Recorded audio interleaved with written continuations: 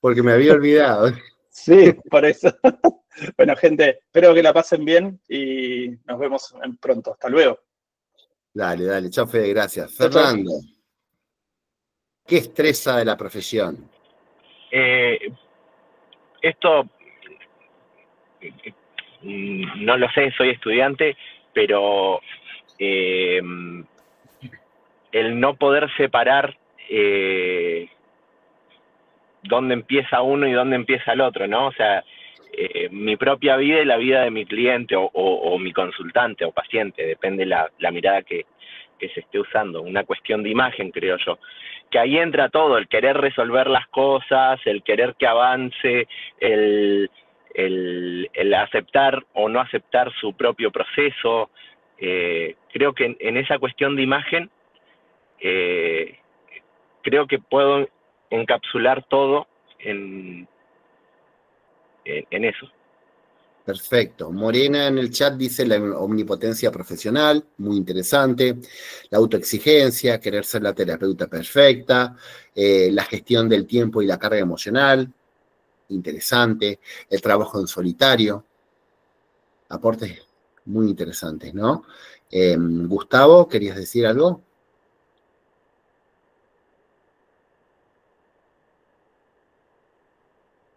Sí. El tema de la cuestión ética, implicaciones legales, ese tipo de temas me parece que por ahí da algo de ansiedad, o al menos me empezó a dar un poco de ansiedad porque mi novia se matriculó hace poco, el miércoles, ahí en el Colegio de Psicólogos de Neuquén, y hablaron un montón sobre temas de ética, de mala praxis, ese tipo de cosas, y particularmente me entró a dar bastante ansiedad ese tema. Uh-huh. Sí, sí, sí, la ética y la mala praxis viene como consecuencia de una de las consecuencias del no cuidado profesional. Dice, abarcar muchas áreas juntas, también como me pasó a mí, sí.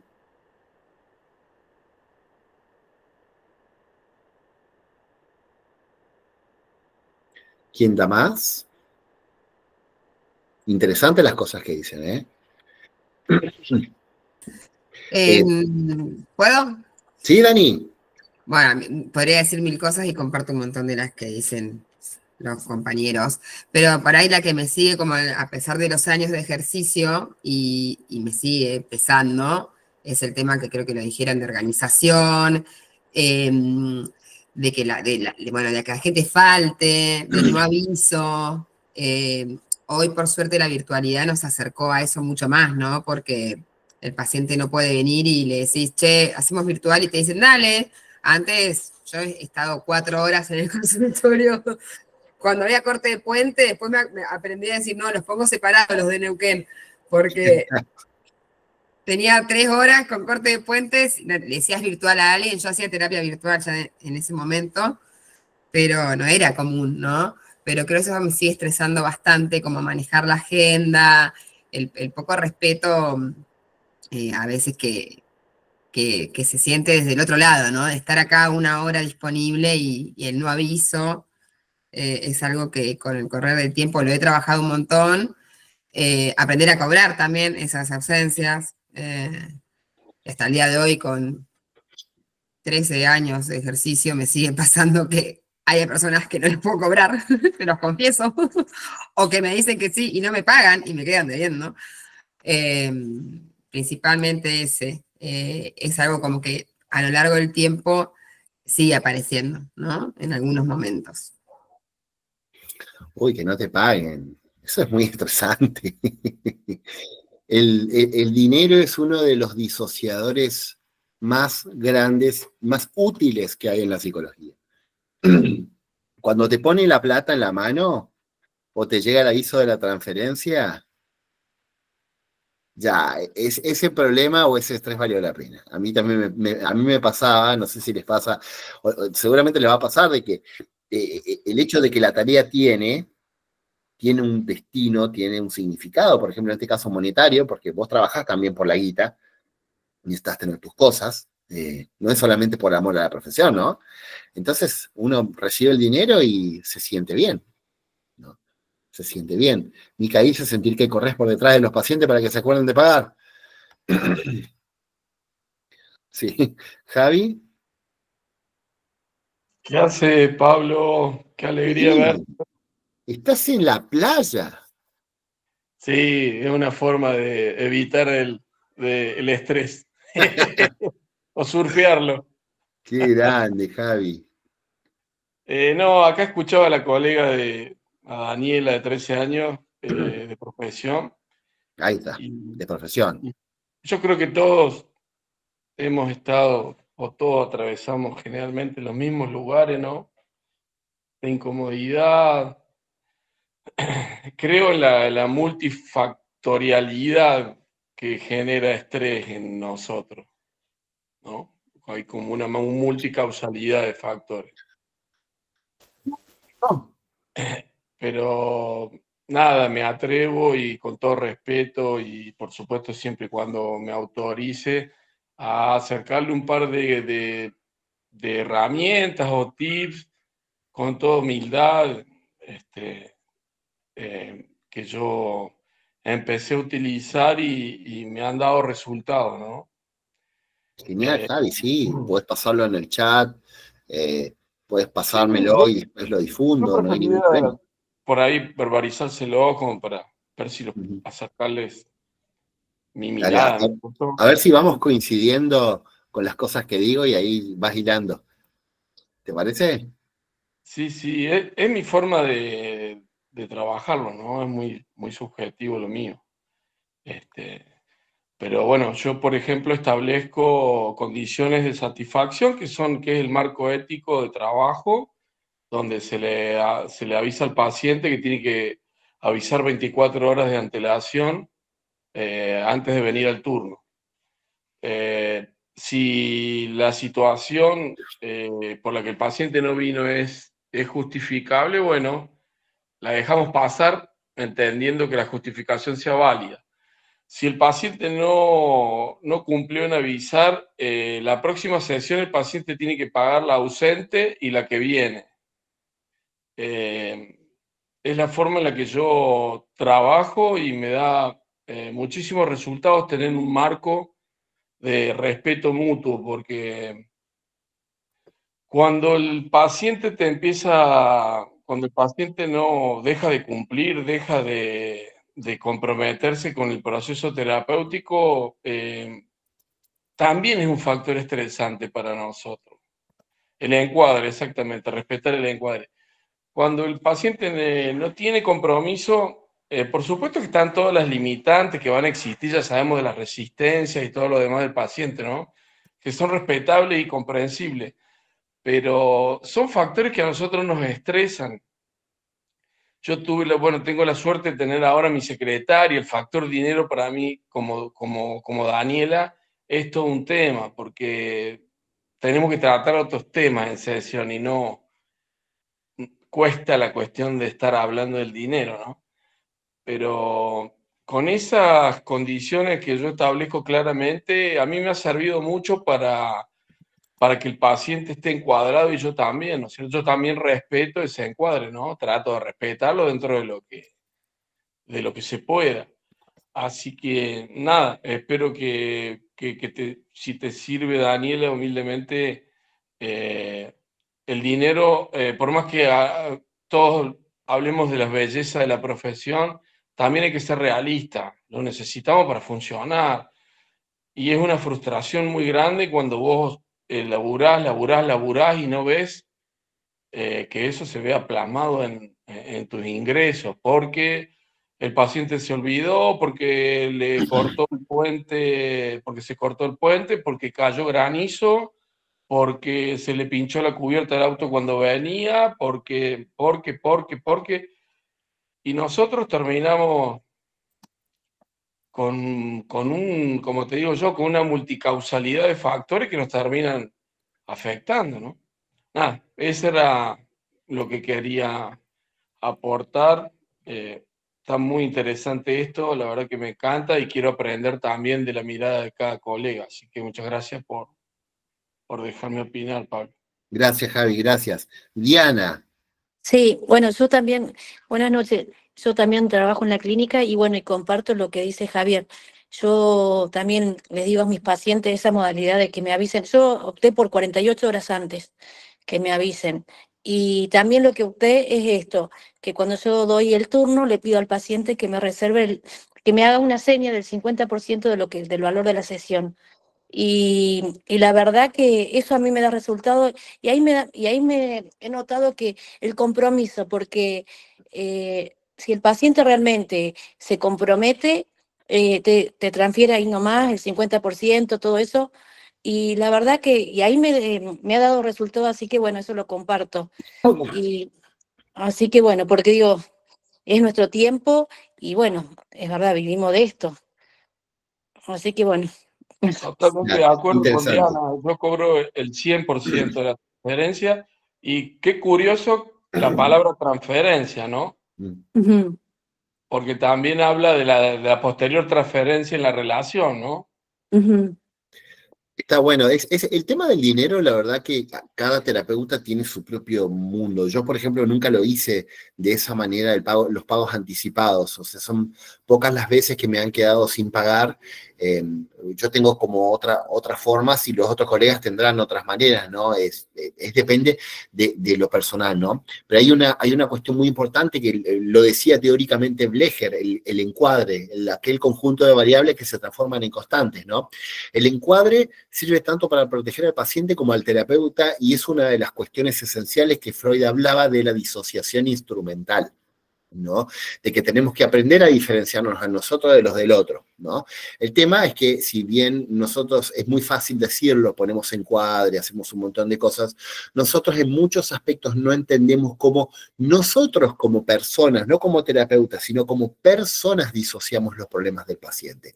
Entonces ahí viene una vueltita de tuerca que quiero dar, ¿no? Entonces, podemos hablar de aspectos genéricos que tienen que ver con el manejo del estrés del terapeuta, como por ejemplo el encuadre, día, hora, entrevista preliminar. Ahora ya no se llama más llamado preliminar, se llama WhatsApp preliminar, porque todos te mandan WhatsApp, te mandan audio, y ya acá son pocos los que te llaman, y te digo de edades avanzadas para arriba, ya no llaman, ¿no? Entonces ahora mandan WhatsApp, son más cómodos.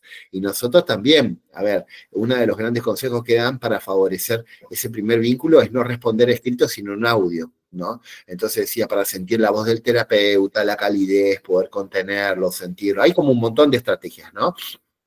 Las otras cuestiones tienen que ver con ya cuestiones más ambientales, ¿no? Tienen que ver con tener un consultorio fuera del lugar de la casa, tiene que tener un consultorio o si es en la misma casa en una habitación separada, en un lugar en donde uno sepa que es el lugar propio del consultorio, ¿no? Tiene que ver con la actividad personal que tiene cada uno, ¿no? A ver, estoy hablando de que el terapeuta tiene que luego agarrar todos los quilombos de los pacientes y ordenárselos y salir del consultorio y saber que tiene una vida, ¿no?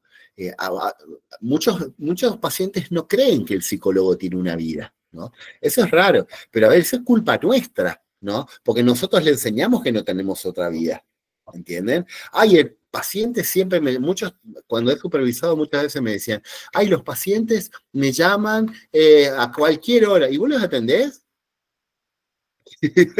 Pregunta, ¿vos los atendés? A ver, el paciente que sabe que el psicólogo no tiene vida y está disponible para trabajar porque el psicólogo le abre la puerta, ¿no? A ver, nosotros somos personas y tenemos nuestro encuadre y nuestra forma de poder... A ver, yo tengo hijos y yo tengo una casa y yo tengo un auto y hago cosas, ¿no? Hago un montón de cosas fuera de mi profesión, ¿entendés? Dentro de mi profesión también, pero hago un montón afuera. Entonces el paciente, con nuestras actitudes, nosotros les enseñamos al paciente cómo tratarnos o cómo tenernos, ¿no? Si el paciente viene, no nos paga 1, 2 sesiones y nosotros no se lo hacemos saber, también le estamos enseñando algo al paciente de nosotros, que no importa lo nuestro, ¿entienden? Entonces eso también es muy importante. Si uno deja en claro al paciente que, bueno, nosotros cobramos por esto porque esto es un servicio y es un trabajo y es algo que lo hacemos, y somos concretos con eso. Bueno, yo soy grandote, yo miro 1,85 y tengo la voz gruesa, entonces los pacientes presenciales no les queda a veces otra, porque capaz que ven, pero bueno, online no me ven que soy grandote, entonces como ya piensan de otra manera. Pero no, a ver, más allá de todo eso, tiene que ver con la presencia del terapeuta y la puesta de los límites, personales sobre todo, ¿no? Entonces, a veces nosotros no ponemos esa barrera. ¿Cómo se pone esa barrera para que no nos afecte el problema? Primeramente, hay como varias cuestiones. Primeramente, hobbies. Gente, tengan hobbies.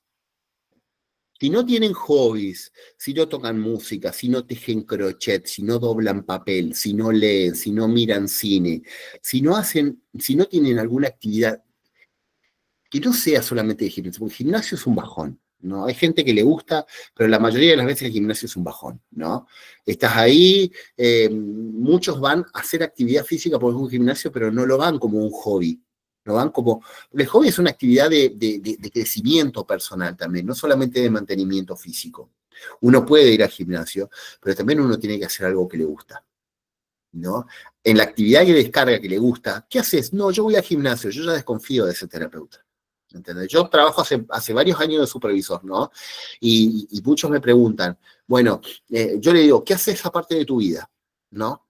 Yo voy al gimnasio. A ver, no. ¿Qué otra cosa haces de tu vida?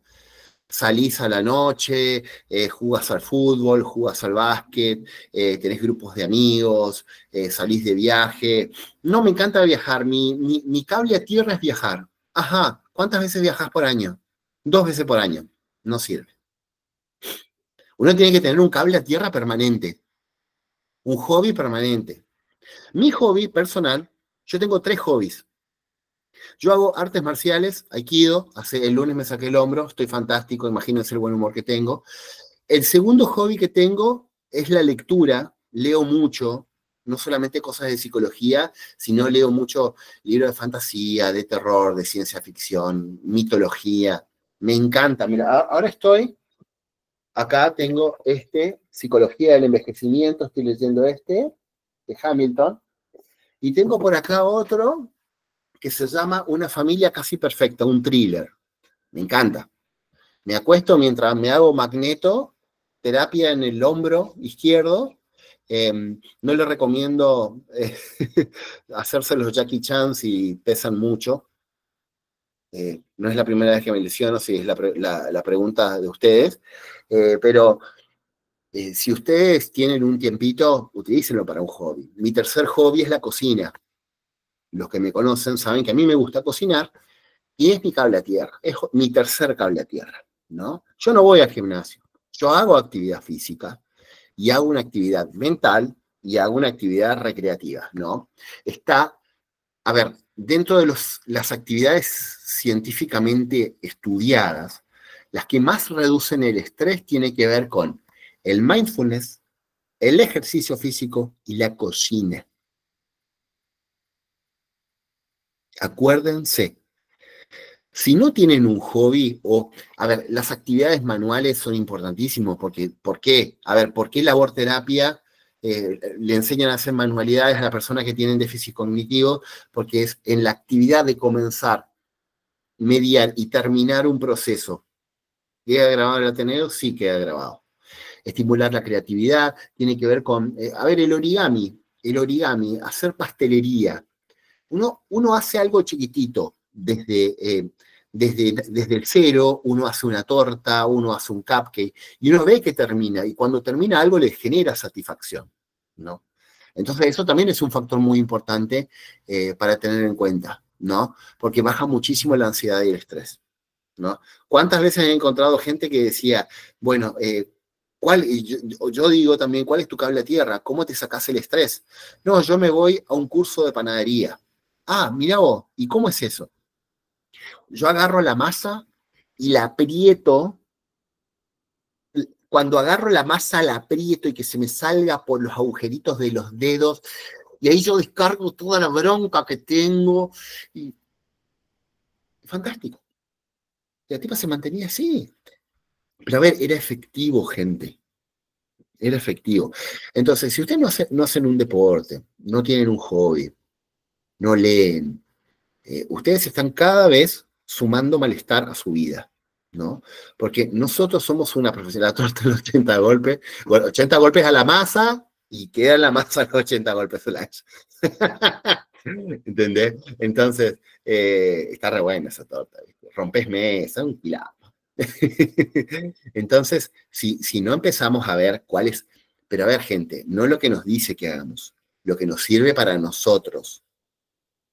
A mí, por ejemplo, no me gusta el cine, me aburre mirar tele, por eso leo. Hay gente que le gusta el cine. Buenísimo. ¿Te gusta el cine? Hacelo, debatilo, conseguite a alguien que haga pochoclos dulces, a mí no me sale eso, pero conseguite a alguien que los haga y hacelo, pero si no tenés esa descarga, no te va a ir bien, ¿entienden? Otra cuestión que tiene que ver más allá de la cuestión física y personal, tiene que ver con 3 grandes pilares que tienen que ver con la capacitación, la supervisión y el análisis, ¿no? Son las 3 patas fundamentales que insisto permanentemente a mis alumnos y a las personas con quien trabajo, que tiene que ver con la supervisión, tiene que ver con cómo el paciente o la institución nos afecta a nosotros personalmente. El análisis tiene que ver con nuestros problemas personales y la capacitación tiene que ver con lo que nosotros creamos o estudiamos para hacer en el afuera, ¿no? No es lo mismo hacer un posgrado en psicología forense que trabajar en un ámbito de psicología forense e ir a un supervisor que nos analice cómo ese discurso está afectando la mirada profesional, ¿no? Porque a veces cuando uno supervisa, uno no solamente pregunta o dice, bueno, yo quiero saber qué técnica me dice acá o técnica me dice allá. A veces por nuestros propios prejuicios o las cosas que nos están pasando, nosotros no podemos ver el problema del otro con claridad. Entonces, cuando no podemos ver con claridad, significa que hay algo nuestro que está tapando y el supervisor lo que hace es sacar eso nuestro. Entonces, a ver, vos fíjate, la última cuestión que yo personalmente supervisé tenía que ver con hombres que estaban siendo víctimas de denuncias falsas. ¿Entendés? Yo estaba en un vacío, me estresaba escucharlos. Me estresa escucharlos, ¿no? Me estresa escucharlos y entonces le agarro a mi supervisoria, Valeria, che, Vale, escúchame, me está pasando esto. Está pasando que cuando estoy hablando con hombres que están siendo víctimas de denuncias falsas, me pone mal, me angustia. Bueno, y charlando un poco, me di cuenta que estaba poniendo algo muy personal de mi sentido de justicia por delante de esos pacientes, ¿entendés? Que necesitaban otra escucha mía. Y yo quería resolver la cuestión. Y a veces las cuestiones de las denuncias o las cuestiones judiciales no se resuelven porque nosotros queremos. ¿Y cuál es nuestro papel? A veces el papel del terapeuta personal en estos procesos es solamente el acompañamiento. Entonces, Pablo, a ver, centrate en el acompañamiento. ¿Entendés? Entonces ahí me prendió la lamparita y me hizo ver de que muchos de los procesos personales interfieren en nuestra profesión. No porque, ahora por nuestra historia personal, a veces no nos sale, a veces no nos sale. Por ejemplo, a mí no me sale trabajar con adictos. No me sale porque yo tengo una personalidad muy confrontativa, soy una persona muy directa. Entonces, yo cuando hablo con un adicto, el adicto detecto que quiere manipularme, porque el adicto es un manipulador por naturaleza, es una persona sumamente seductora, y ve que no lo puede hacer. Y yo pongo una cara de traste, pongo una cara de piedra, de orto, como podríamos decir. Y no me sale, no llegamos a la tercera sesión, pero bueno, lo analicé con mi supervisor y llegamos a la conclusión de que no tengo que atender adictos. Entonces, a ver, eso también me sirve a mí, ¿no? Porque a ver, yo me ahorro un estrés, ay, voy a intentarlo una y otra vez con los adictos a insistirlo. No puedo, hay cosas que yo no puedo hacer. Y eso van a tener que descubrir ustedes en su profesión, qué es lo que pueden y lo que no pueden hacer. Porque no todos lo pueden hacer porque lo quieren, o porque lo estudian, o porque no encuentran la técnica. Ustedes a veces hay cosas que no lo pueden hacer porque simplemente no lo pueden. Yo no puedo correr una maratón de 45 kilómetros. Yo no puedo. Hay personas que no pueden atender niños, hay personas que no pueden atender parejas, hay personas que no pueden hacer psicología forense. Y eso está bien. Lo que está mal es creer que ustedes pueden porque quieren. ¿Entienden? Eso es no protegerse. ¿Cuántas personas he conocido de que estaban estudiando un posgrado en psicología forense y tuvieron que dejarlo porque les hizo acordar a un vecino que había sido preso por abuso? Y era un vecino muy querido. Y no pudieron disociar. Y se dieron cuenta de que era algo muy de ellos y muy de la persona, y no lo pudo disociar, entonces no pudo seguir el posgrado, ¿no? Así que es la disociación que ustedes quieran tener, el saber qué es lo que le afecta y cómo le afecta es fundamental, gente. Ahí ustedes van a ganar un montón sabiendo qué y cómo, ¿no? Otra cuestión, ¿hasta acá alguna pregunta, gente? ¿Algo que quieren aportar, decir, corregir, aplicar?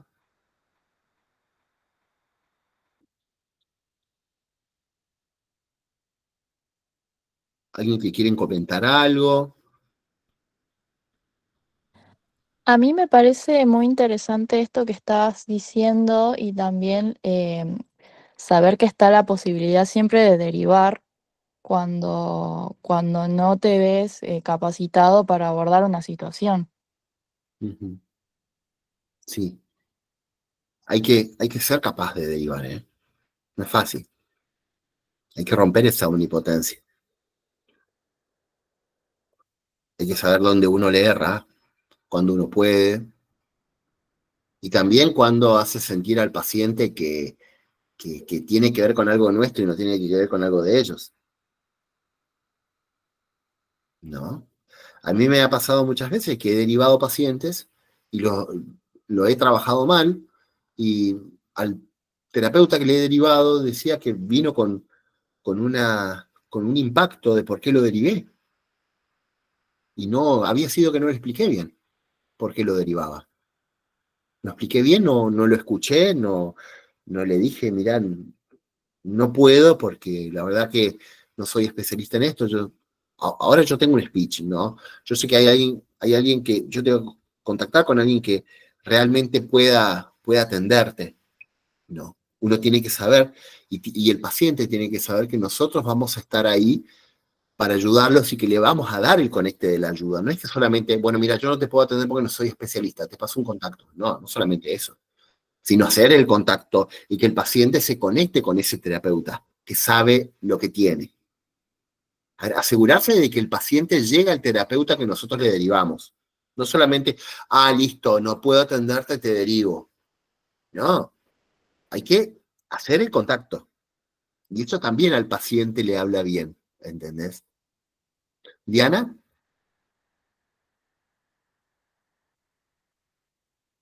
No se te escucha, Diana. Con respecto a lo que hablas de las derivaciones, a mí me pasó, bueno, tuve que supervisar, bueno, fueron 2 casos que derivé, ¿no? Donde yo justamente, bueno, en los 2 casos, me sentí atravesada en lo personal, ¿no?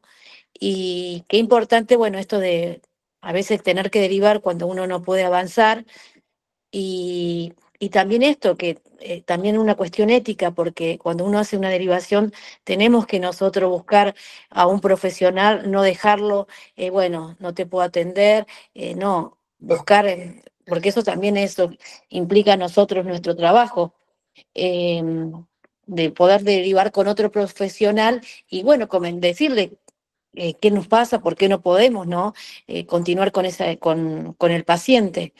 Pero bueno, hay cosas esto que pasa, ¿no? Que uno no sabe, que no nos enseñan, y qué importante es que es la supervisión, supervisar, porque a mí me pasó esto que, bueno, no sabía, y esto que uno, si no, si no derivás, si uno quiere derivar a un paciente, vos no podés trabajar con ese paciente y no buscas a un profesional, no haces abandono de del profesional, del paciente, y eso no estamos trabajando éticamente.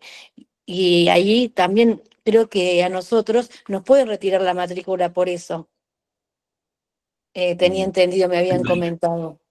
Sí, sí, a ver, no hacerse cargo del paciente Sí, es entender también en qué estado está el paciente. Uno tiene que ser perceptivo, ¿no? sí. Ujú. Con el paciente y saber qué necesita y alojarlo, ¿no? A ver, es alguien que viene, es alguien que sufre, que acude a nosotros porque quiere dejar de sufrir.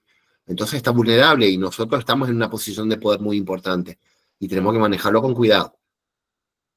Sí, ¿Dani? totalmente. Perdón, me dijiste Dani, Pablo, perdón. Sí, perdón. Por ahí lo que yo siempre planteo cuando alguien va a venir es que tengamos 3 entrevistas, 3, 4, 2, para que nos conozcamos y si vamos a decidir que podemos trabajar juntos. Y a veces me pasa que me preguntan, ¿pero qué? ¿Cómo vos vas a decidir también? Bueno, yo por ahí abro el juego de esto, o sea, terapeuta es un humano, a veces vos venís con algo que yo no puedo, o porque no estoy formada, o porque toca mi vida, y también humanizándonos un poco, que está bueno decirlo, y está bueno decirlo en las primeras entrevistas, ¿sí? Para que el paciente sepa también que puede suceder, porque vos, muchas veces llegar a un terapeuta, ir a consulta, y que después te deriven, hay una sensación ahí, hay que ver la temática con la que viene, ¿no? Pero si viene con el nadie me quiere y vos lo derivás, ¿no? Entonces está bueno por ahí plantearlo, que se va a hacer una evaluación y, bueno, yo suelo explicar los motivos por los que se podría derivar anticipadamente. A compartir eso. Está bueno, ¿no? Y una cosita que también me gustaría recalcar, porque bueno, no tenemos todo el tiempo del mundo, evidentemente, tiene que ver con los efectos que no nos damos cuenta en el terapeuta. Porque el terapeuta, antes de uno recibirse, es persona, ¿no? Y fuera del terapeuta hay una familia, y hay amigos, y hay parejas, y hay perritos, no 8 o 10 perritos, Dani, por favor, no todos son como vos. Algunos tenemos gatos también. Dani tiene un zoológico en la casa. Eh, eh, y nosotros no nos damos cuenta de que nos afecta, ¿no? Entonces es una cuestión recontra importante que les voy a tirar como un tip acá fantástico. Aparte de tengan hobbies, que bueno, es importante el deporte, la buena alimentación y todo eso, pero el hobby es para mí lo más importante, ¿no? Amigurumis, pelotitas de goma, no me importa, pero hagan algo productivo por sus vidas personales. Suena feo lo que digo, pero te juro que es importante. Pregúntenle a la persona que tienen al lado, escuchen esto lo que les voy a decir, pregúntenle a la persona que tienen al lado, que vive con ustedes o que las ve permanentemente, su hermano, su padre, su amigo, su paciente, si a uno lo ve bien. Pregúntenle a su pareja, che, ¿cómo me estás viendo últimamente? ¿Cómo ves que estoy? A ver, estoy trabajando un montón, tengo 5 pacientes, 6 pacientes por día, estoy trabajando en una institución acá. ¿Vos me ves que yo estoy diferente? ¿Cómo ves que estoy? ¿No? A ver, eso es re importante, gente. ¿Por qué? Porque la persona que está al lado nuestro, conviviendo, durmiendo con nosotros o no, es la persona que se da cuenta cómo nosotros estamos porque todo el tiempo nos ve. ¿No? Entonces, lo que tiene la posibilidad de preguntarle a alguien, mejor si es a su madre y a su pareja, ¿no? Entonces, pregúntenle, ¿cómo me ves vos? Mira, la verdad que te veo bastante distraído. Veo como que estás muy enojado, enojada. Veo que contestás un montón. Y ustedes dicen, pero a ver, yo estoy bien, porque yo hago, como dice Pablo, hago hobby, hago esto, hago lo otro, hago análisis individual. Pero a ver, la persona que está al lado mío me está viendo mal a mí, me está viendo que yo no cambié, está distraído, está todo el día pensando en otra cosa. Ojo, ¿eh? Eso es lo más importante. Ojo el piojo. Porque la persona que está al lado nos va a decir cómo estamos. Vos decís, no, mentira, vos no me ves, vos no sabés nada de mí. Mentira. Esa persona sabe mucho de vos porque te quiere. Pregúntenle, ¿cómo me ves? Ahora que estoy terminando la carrera de psicología, ahora que estoy estudiando, ¿cómo me ves? ¿Vos me ves mejor? No, yo te veo más receptiva, te veo más feliz, te veo más cansada. Y pregúntense, a ver, ¿me ves cansada porque tengo la semana que viene 3 exámenes? Bueno, entiendo. Te veo más agresiva, más agresivo. Contestás mal. Ya no tenés tiempo para mí. ¡Wow! Uno dice, no todo tiene que ver con la profesión o con la teoría. ¿Eh? Tiene que ver con esto del cuidado personal. A ver, ¿por qué? Porque el paciente sobrepasa nuestras barreras. Uno se tiene que emocionar con el paciente, uno tiene que permitir cierta permeabilidad, pero también cuidar ese espacio que uno tiene entre el consultorio y la vida personal. Esto no es fácil, ¿eh? Esto no es fácil. Todo el tiempo uno tiene que estar haciendo un feedback con las personas de al lado, porque si a nosotros nos ven mejor, significa, a ver, ya automáticamente te das cuenta que te llueven pacientes. Si nosotros estamos en nuestro mejor momento felices, descubrimos algo que nos apasiona, que estamos leyendo, que nos estamos cagando de risa, la gente lo siente y te acude. Te juro que me pasó, les juro que me pasó. Los momentos en que estaba bajoneado, que tenía problemas personales, que no tenía muy en claro las cosas que me gustaban, no hacía deporte, todo eso, el consultorio atendía 2 pacientes por día. Hoy atiendo 6 pacientes por día, 7 pacientes por día. Y cuando estoy bien y cuando trabajo en mí, pobre mi terapeuta, pobre mi esposa, pobre mis hijos, pero a ver, hoy en día me siento bien, gente, me siento bien, pero me costó 15 años de profesión. Me cuesta y la mitad del otro, ¿entienden? Porque no es fácil, y mi cabecita, mi cabecita es la que yo tengo que llevar hasta el final de mi profesión. Yo digo, bueno, a ver, los tenemos que jubilar, tenemos que llegar a alta edad, uno va encontrando estrategia, va encontrando otras especialidades, no, ya no estoy para esto, ya no estoy para lo otro.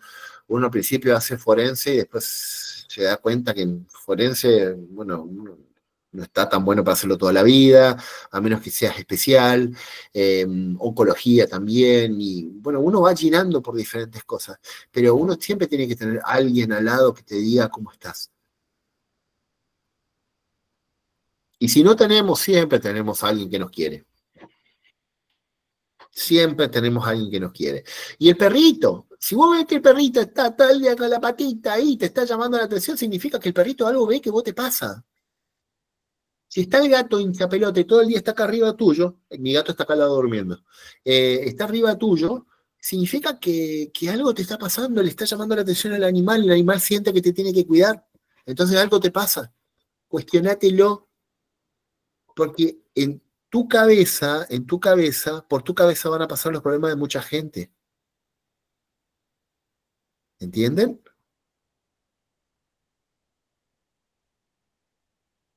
Bien. ¿Alguna pregunta? Después le muestro a mi gato. Los que querían preguntar por mi gato. ¿Pomelo? ¿Vení? No me da bola. Tengo que retirar. Dale, Diana. Me parece importante también no comparar el trabajo duro con el de otro terapeuta. No todos quieren ni pueden lo mismo. Excelente, Mica.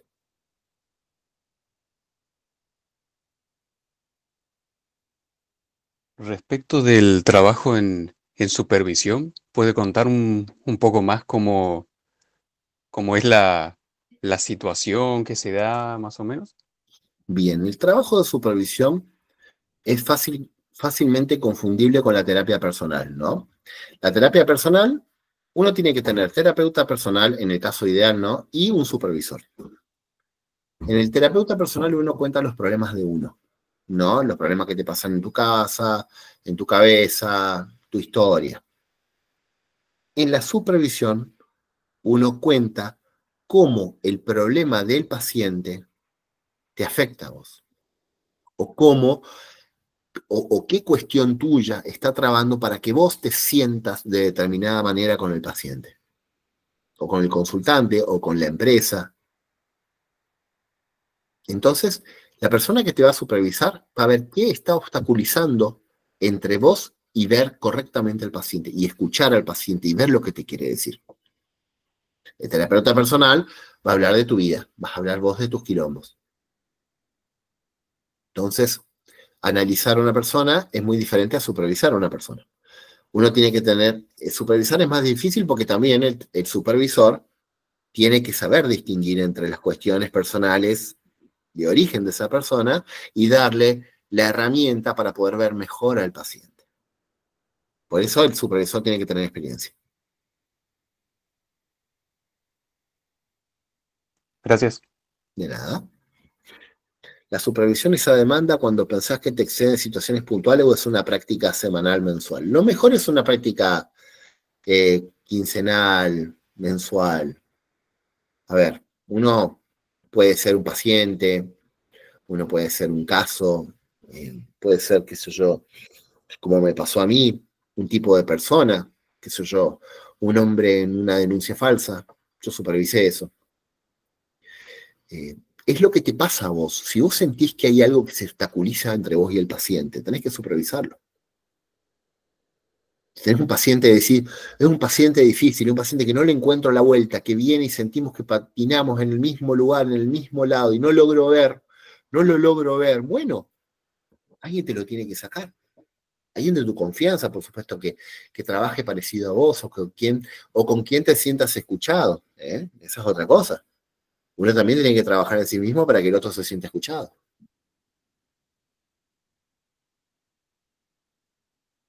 Pablito, también quería sumar algo que es una buena práctica, sobre todo cuando uno está iniciando, que Sí. paga consultorio, que paga esto, que paga lo otro, que es muy difícil hacer todo al principio, es la intervisión, ¿no? Poder también tener un grupo de colegas de manera frecuente para poder, me estoy por quedar sin batería, estoy enchufando la compu. Sí, Dani. Pero, porque a veces uno dice, bueno, no, pero tienen el mismo tiempo de experiencia que yo o menos, pero también suma tener algo fijo, decir, bueno, todos los martes, una horita charlamos de nuestros casos. Y ayuda un montón, digamos. Yo lo sigo haciendo incluso con un grupo de colegas que hacen Gestalt también y está bueno, porque conecta, esto de que es solitaria la profesión, pero está bueno intervisionar como una práctica cotidiana. Genial, genial. Hace un montón que no la tengo a eso, Dani. Fíjense esto que estamos haciendo ahora, los Ateneos. O sea, los Ateneos, estos Ateneos que hacemos desde el Colegio de Psicólogos, están destinados a asociarnos, ¿no? Somos una profesión que nos tendemos a aislar, entonces estos Ateneos hacen que nos conozcamos. Ahora yo la conozco a Dani, a María Eugenia, a Javi, a Solange, entonces sabemos qué hace cada uno. Entonces es más fácil derivar, más fácil preguntar, ¿entienden? Entonces eso está buenísimo, ¿no? También saber que otros existen, el trabajo interdisciplinario, todo el mundo en la facultad te rompe la guinda, el trabajo interdisciplinario, preguntarle a otro, preguntarle si ese que te lo dice lo practica también, ¿eh? Preguntarle si haz lo que yo digo y no lo que yo hago.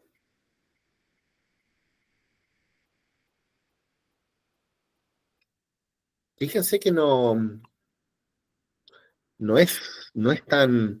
Uno tiene que hacer varias cosas para poder preservar el yo en esta profesión. Y cuanto uno más se interesa y cuando uno más estudia o practica o habla con personas, uno se va dando cuenta que cada uno tiene su propia caja de herramientas. Tengan en cuenta esto, o sea, siempre estamos con un otro. Y si nosotros no estamos bien y no estamos en constante cuestión, por más de que no estemos bien, también el paciente nos ayuda. A ver, nosotros no somos los terapeutas omnipotentes, porque también nos emocionamos, yo me emociono también con el paciente, pero a diferencia, yo sé qué hacer, porque no porque me fue bien, sino porque me fue mal y aprendí a los tumbos, y yo no quiero que ustedes aprendan a los tumbos como yo, porque yo perdí mucho tiempo.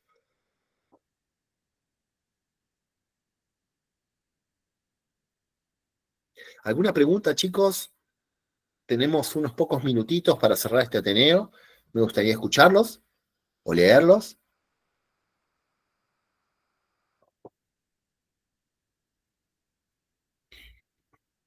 ¿Qué otras estrategias utilizarían ustedes? ¿Añadirían a las que ya hablamos? ¿Sugerirían? No importa si... No importa si ejercen o no. ¿Qué se imaginan? Los estudiantes también pueden decir. Sería bueno que exista un espacio del colegio para las personas que ejercemos hace poco para hacer esta intervisión. Sí, hay un espacio de supervisión en el colegio que vos podés acudir. Están los ateneos. Dentro de los supervisores del colegio somos 3, ¿no? Hay espacios de supervisión, pero estaría bueno esto de intervención como si fuera ateneo, pero bueno, todavía no lo pusimos en práctica. Yo el tema del encuadre, que por ahí antes lo hablaba, tengo un encuadre obviamente, pero hay gente que avasalla los encuadres siempre, ¿no? Pero también, en general lo charlo de manera verbal, pero hace un tiempo hice uno bastante a mi gusto, lo tengo por escrito, y no a todos los pacientes, pero algunos que son complejos les hago firmar escrito el encuadre. Está bueno eso, Dani. Yo me acuerdo que tenía un paciente europeo, tenía terapia virtual y notaba mucho sesgo en el paciente respecto de los sudamericanos, ¿viste? Porque viste que estos tipos, claro, como sos sudamericano, sos barato, en serio, aunque ustedes no lo crean, sos accesible, tenés que estar disponible para todos los rollos del gallego. Entonces me escribía sábado, me escribía domingo. Bueno, lo dejé ir hasta que un día estaba medio fuera de eje, así como encabronado. Y ahí yo sentí que pasó una línea que era la línea de respeto, que esa yo no se la negocio a nadie. Como dice ahí Pablo, cuando ya traspasan esa frontera que tiene que ver con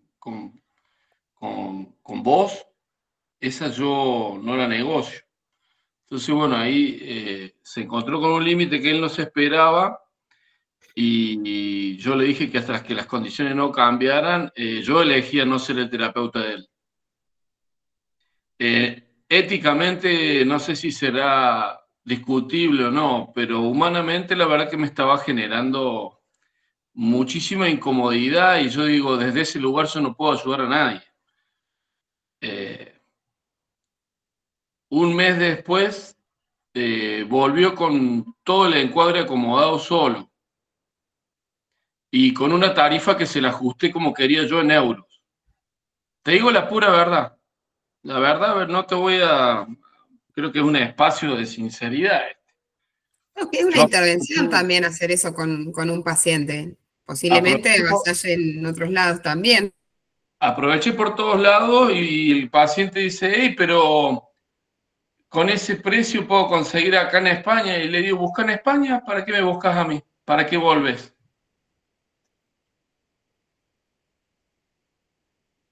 Bueno, la relación continuó, pero nunca más se descarriló.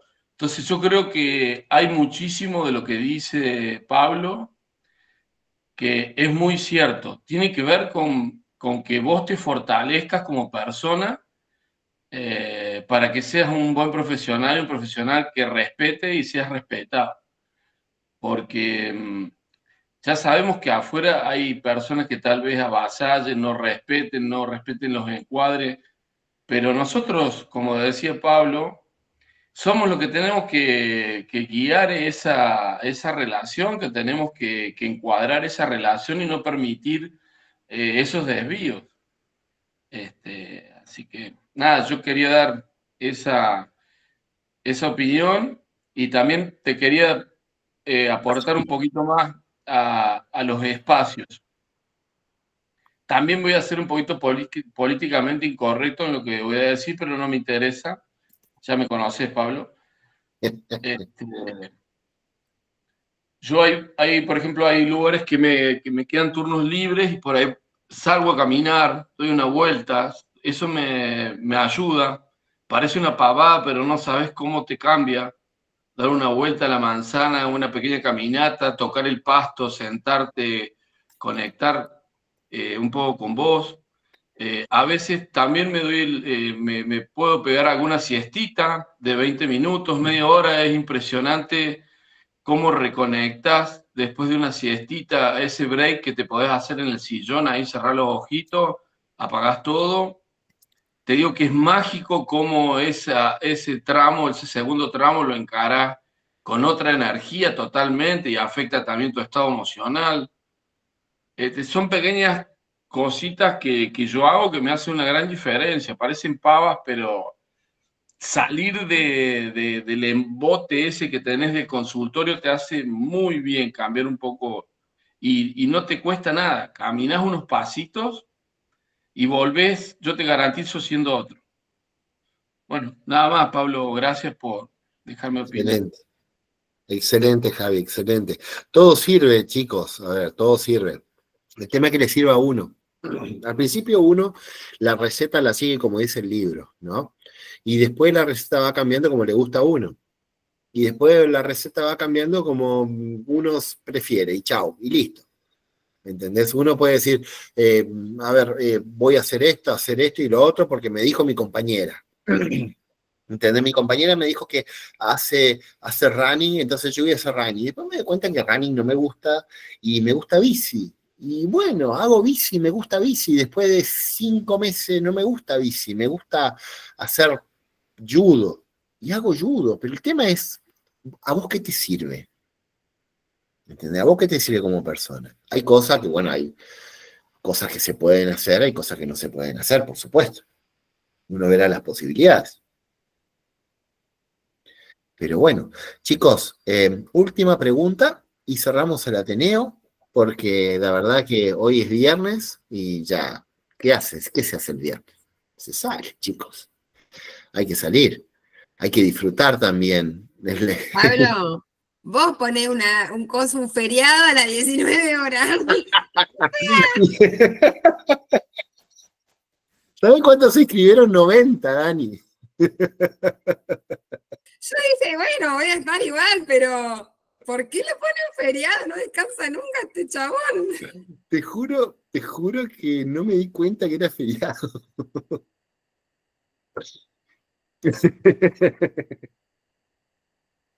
Bueno, gracias, Jerry. Bueno, gracias, Solange. Bueno, chicos, ahora pasamos por comprar un vinito, tomar algo rico, disfrutar con la familia el fin de semana, con los animalitos, sacar a pasear, va a ser un lindo finde. Gracias a todos por escuchar. Y bueno, muchas gracias a todos. Celebro las iniciativas del colegio. El Colegio de Psicólogos, síganlos en Instagram, porque tiene un montón de actividades, un montón de cosas y vamos a ir haciendo ateneos y espacios de encuentro y espacios de supervisión. Y bueno, la idea es conocernos y armar una red entre todos. Así Te hago que, una consulta, no sí, tiene mucho que ver con esto, pero sí. quería saber si hay alguna formación en el lenguaje de señas. Ah, interesante. Por el momento no tenemos, pero tomamos tu sugerencia. Vamos a buscarla y si nos escribís aparte, Dani, vamos a ver en qué institución puedes hacer. Bueno, listo entonces. Muchísimas gracias. Bien. Chicos, que tengan excelente semana. Gracias, Buen fin de igualmente. semana, gracias por todo. Buen fin de. Chao. Hasta luego.